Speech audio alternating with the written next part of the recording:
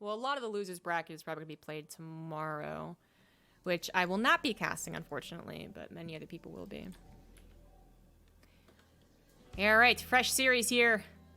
Another TVP. I'm actually just following the TVPs. You guys think that I'm trying to get whatever match comes up first? Nah. Deceiving. Actually just following the TVPs. In the top right, as the red Protoss, it is Drogo. Petit. In the bottom left, as the blue Terran, it is Liquid Clem. Both French. How about that? France has a lot of talented StarCraft 2 players. A lot of players that have been in the scene for a long time, but have come up more and more. Clem being the freshest face of StarCraft. Fresher than even... Well, I guess him and Raynor actually kind of came around the same time. It's just that Raynor blew past him for about a year and a half, and now Clem's matching him. But regardless. Drogo being that older school name. Won a championship, but unfortunately one that's kind of forgotten in the sands of time. DreamHack, right? With StarCraft being such an old game at this point, we mostly remember the WCS system as we know it, as we knew it, I guess. Not the WCS system that was there in 2012 or 2014, but rather just like if you didn't win a WCS against Serral, then what does it even matter? That's the most recent experience we've had, either against Serral or Raynor. But he did, and he has gone up and down in terms of performance. Certainly had a couple of moments of just strongly disliking a matchup, shall we say. But he's been on the up and up again. Drogo's been really cool. And more importantly than his skill in the game going up and up, his meme skill has truly developed. I feel like he's really found his sweet spot as a funny person. And that's obviously the most important part. But to take on Clem, like we do have this cool little story here of kind of the old French guard against the new guy. Actually, Marine Lord's also in this bracket, isn't he? Marine Lord kind of like, he came back, had a bit of a strong performance, and was like, oh shit, is he really back? And then he kind of like went away again. I don't know where to place him. Anyways. What about the builds here? Robo first from Drogo, and 2 idle probes. How about that? Clem has a something. That is an SCV. Is he gonna proxy a starport? Yeah, he is. Do it. Just do it. Okay. He did not get a scout in the Robo, so this is kind of funny. We have a very good example of the last series we discussed, where if this was Drogo going for 4 gates, blink, with a Warp Prism, this would get very tricky. He would take damage faster than Mana did, but the end result would be very similar. In fact, the starport would even be farther away from reinforcing with a Viking. But it's not the case, so it doesn't even matter. The Hellion drop is going to attack a defensive Protoss. One that's probably just going to go into a very simple Robo build and not really think about attacking, but just not taking damage. And that's unfortunate, because while you can stop damage being taken on the front line here, is exactly what Drogo's doing. He figures a Hellion build could absolutely happen. He's not necessarily going to be prepped to take it on the main base. Like, this is a common enough thing to do if you do see Hellions, and actually the stalker spotting the Hellions coming this direction is already suspicious. Just knowing that it's Hellions is actually really, really nice. But the Hellions, he might have been faked out. I'm not sure. The Observer was headed towards where the medevac would be coming in, so I think he did know. Maybe a little bit of doubt in his mind, like, wait, is it or isn't it? But now he knows that knowledge is actually really important, because it's not about him having an idea that this could happen, which I'm sure he did. He was like, oh, it could definitely happen. It's more that if he doesn't see it with that Observer or that Stalker, and suddenly it's Hellions, and suddenly it's in his main base, even if he had a pylon over here to scout it, his Stalker warp-ins are warping in as the Hellions get their shots off. Big difference. In this case, Clem actually just kind of goes around on the natural and still gets 10 probes, so not too shabby. Yeah.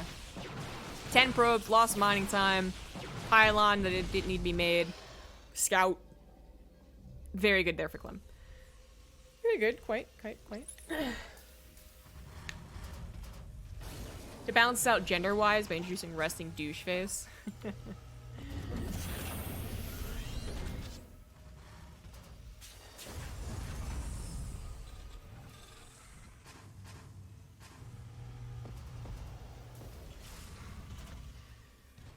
That's true. Roddy actually gets... I don't want to say Roddy gets more comments on his appearance than me, because that's probably not likely, but if there's a guy who got as many, or maybe more, it might be him. Which is something else I've also never understood. There's only ever been one time where I was like, oh, Roddy had an allergy attack, basically. Every other time, well, he looks high. Oh, he looks tired. I'm just like, why are people like this?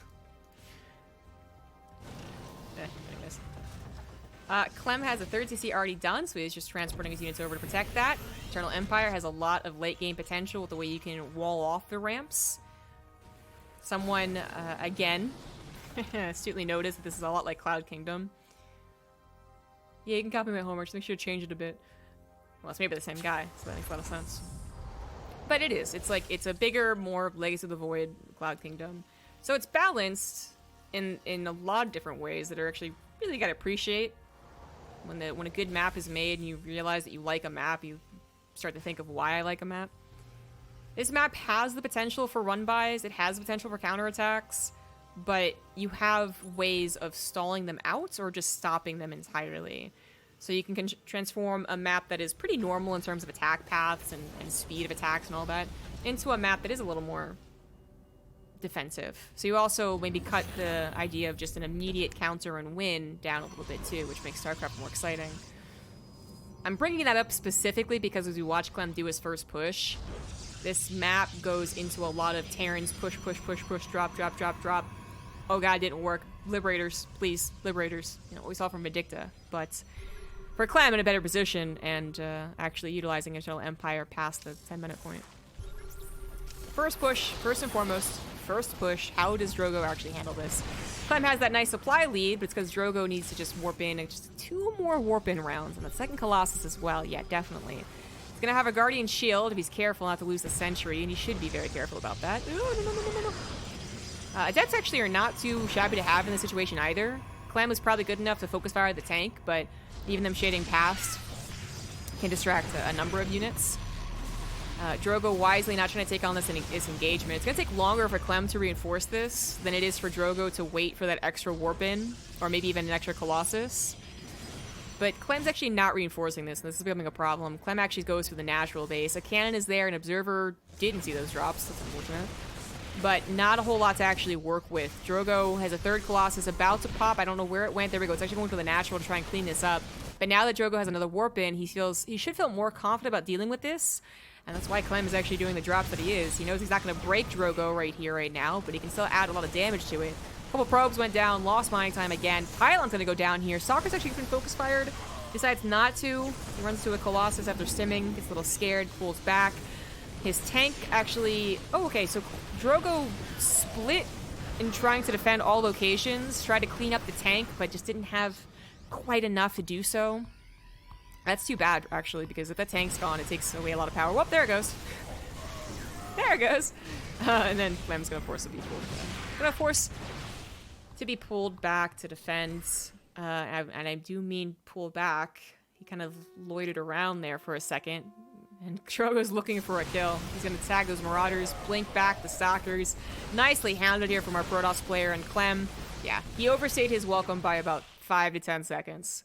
But he does have reinforcements. He was building Colossus killers. Sure. He's building Vikings. He got a Ghost Academy. He got a 4th base. 2-2 on the way. Faster than Drogo's 2-2. But Drogo, as I said, good handling of the situation. He didn't lose any of his expensive units. I assume he lost his Sentry, sure. But he didn't lose his Colossus. He didn't have an Immortal that was picked off because he wasn't paying attention. It's, I mean, it was pretty impressive. Because that's really where it gets tough is when you start handling those drops and you can't quite be sure that they're not just collecting themselves in one place and trying to push into you. So one of the scariest points of the game, I think, over for Drogo. One of the strongest points over for Clem. But Clem is about to go into a very strong Viking Ghost Bio Ball. He's actually got everything going here, including those upgrades, because his 3rd CC saturation was pretty quick. Very good macro this guy has. And he's going to have another strong push. But we're going to talk more about the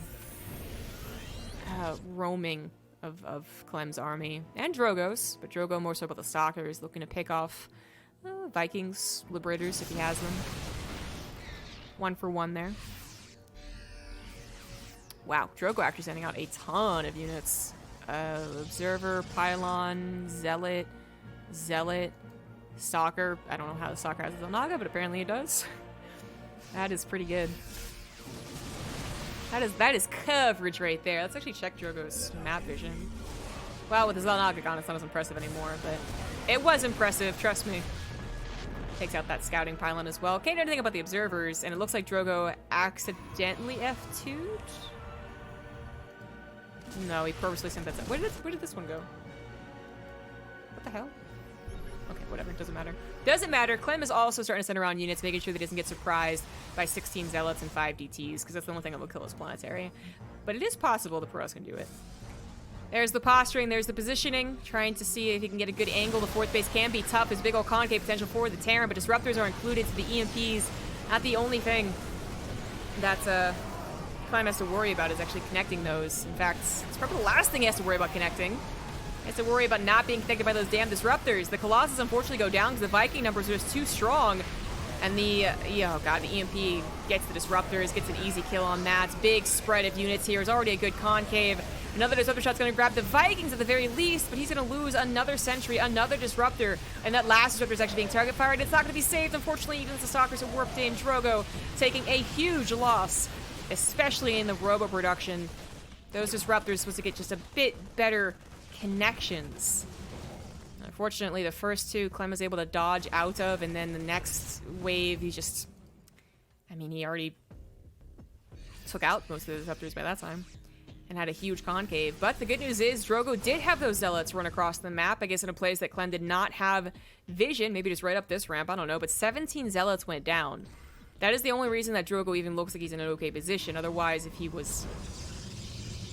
I'm trying to do math on stream, I don't know why I did that. The point is, if there was more workers, that supply would be even more different. Okay? It's the most basic thing you can say. But it is still true. Drogo looking a bit better, but even after killing all those SEVs, first of all, Clem just like, he built them while he lost them, I think, so that's why his count never went down, and he's just continuing to build them anyways. Like, he does not really feel punished by that. The best thing for Drogo with that was probably just that he bought time.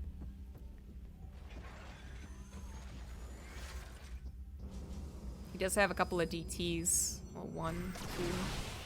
They try and go for some harassment. 3-3 is about to finish for Clem. Drogo still only halfway there. He has rebuilt his robo units, but...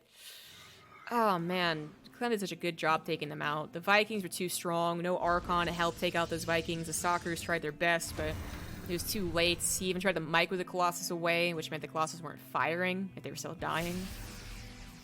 And now he has a smaller army to work with. He lost his El Naga on the right side, so didn't realize the army was moving up his natural.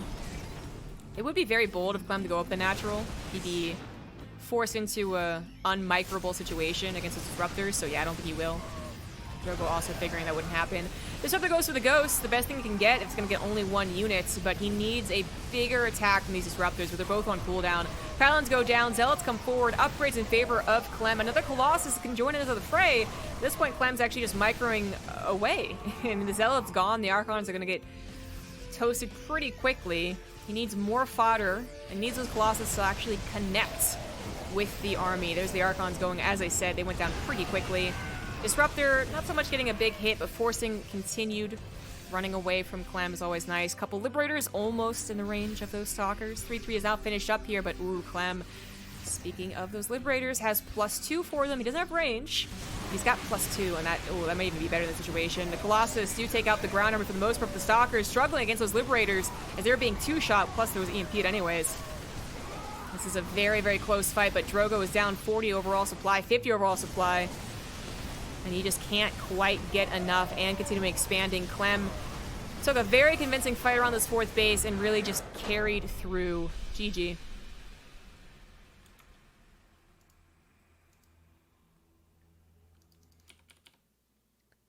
Yeah, I think if you went back to that first battle around the 4th... Philanthropist programs detected in comm server 04. Oh, that's interesting. Thank you, Serlino, for gifting a sub to Shopify Esports. Now Twitch alerts you, saying that they're paying forward the gift. That's cool. But yeah, if you want to, if that would be an interesting battle to go back and analyze and see, like, you know, slow motion what actually really happens. Because it seems like with those disruptors that Drogo would have enough, but I think just the concave of the Terran was really, really strong. And then I don't think the Vikings were immediately target fired, and maybe they should have been. Yeah. I think Drogo really did most of the things right. It just, I guess he had to evacuate the fourth more, because if you pull back farther, yeah, the fourth dies, but then your army's not as much into a concave. Like, that's tough.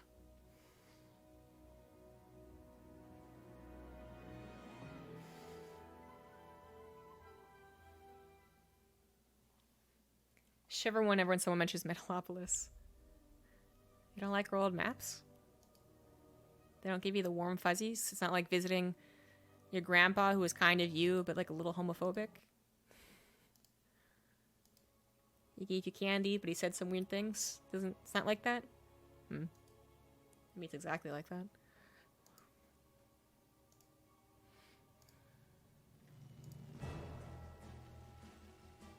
Anyone else getting audio pops on stream? I hope not. Okay.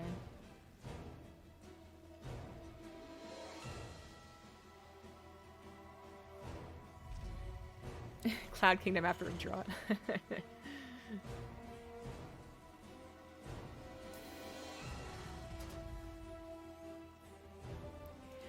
Alright, Everdream. In the bottom left, up one, it is Liquid Clem. In the top right is the Red Protoss, it is Drogo. I still want to give Drogo, you know, big props on how he handled the initial attack of Clem, but around that fourth base is another difficult phase of TVP. I think also sometimes those disruptors, a little bit more surprising. They come out a little bit more forward with the Terrans still kind of getting set up and thinking about it. And sometimes mean they get better pop-offs where they seemed kind of late in that battle. I don't know. Again, just one of those battles you gotta slow down and see how Drogo could have done better. I suppose Clem also could have done better, but Clem won the fight, so should we criticize him? You got the EMPs, you got the Vikings. I think it's just the Viking numbers, really. They weren't even in a particularly, like, good position. They just kind of ran over the Colossus. But anyhow. Let's not forget that the game initially started with 10 probe loss. And that's really bad. The starport being proxied is just, it's not really a terribly big committal. You're not using the starport for much back at home. You're either making a medevac for Widowmine drop, or some builds have a Raven. You don't really see a lot of just single Liberators or single Vikings just cuz, unless it's up against a Stargate. So a lot of times it's used just like an add-on war. Like you're making the add-ons for your barracks or the starport and then eventually adding a reactor to it. So it's like not a huge commitment. So to get all of that at the sacrifice of 3 Hellions, which is nothing mineral-wise, and your starport production, yeah. I suppose he did lose the medevac as well, but yeah, 10 probes really early on when Drogo can't do anything in return, in retaliation, that's when it's the best. Barker gonna come down. Drogo is sending a stalker over, so Clem figuring that out. Yeah. Got the scout, immediately pulled back, immediately defended. Not gonna take this too lightly. Not gonna let Drogo get any type of lead. Yeah, I mean, this is actually kind of a perfect response to that scout that he had. Wow. And he is gonna get...